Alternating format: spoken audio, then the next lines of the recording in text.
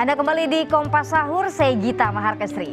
Saudara, dalam cerita santri kali ini kami akan hadirkan kisah para santri yang belajar di Pondok Pesantren Nur El Falah di Kabupaten Serang, Banten.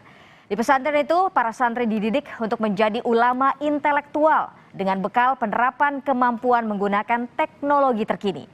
Kita simak dalam cerita santri berikut ini. Berdiri sejak tahun 1943 silam, sebuah pondok pesantren yang menjadi corong penyebaran Islam di Kabupaten Serang, Banten, sampai saat ini masih tetap bertahan dengan pola pengajaran yang mencetak ulama-ulama intelektual. Pesantren ini didirikan oleh Kiai Haji Abdul Kabir yang juga murid dari Hodratus Syekh Kiai Haji Hashim Asy'ari, pendiri Nahdlatul Ulama. Pondok Pesantren Nur El Falah berlokasi di Kampung Kubang, Desa Kubang Jaya. Pesantren ini seluas 7 hektar dengan 2.000 santri dari berbagai daerah dari luar Jawa. Perjalanan pesantren ini berawal dari pesantren Salafi dan hingga sekarang menjadi pesantren modern.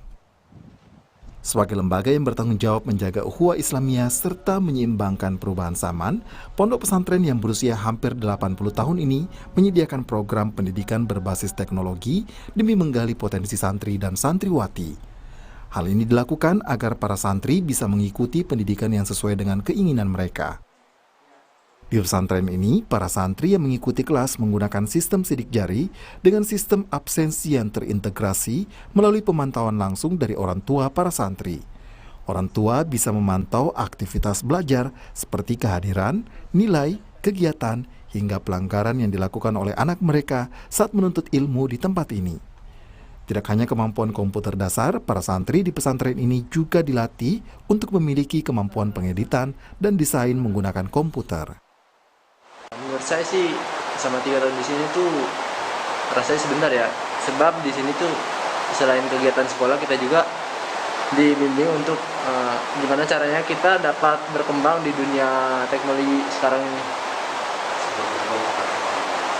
Ya salah satunya itu yang tadi saya mengajarkan kepada teman saya itu salah satu praktek yang kalau di santri di sini tuh bukan mengajarkan akhirat saja, tapi mengajarkan ilmu dunia juga.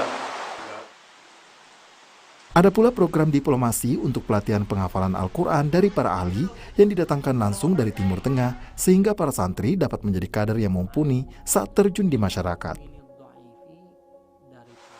Kami melihat di pesantren bahwa arah pembangunan bangsa ini saat ini untuk mempersiapkan ekonomi masyarakat.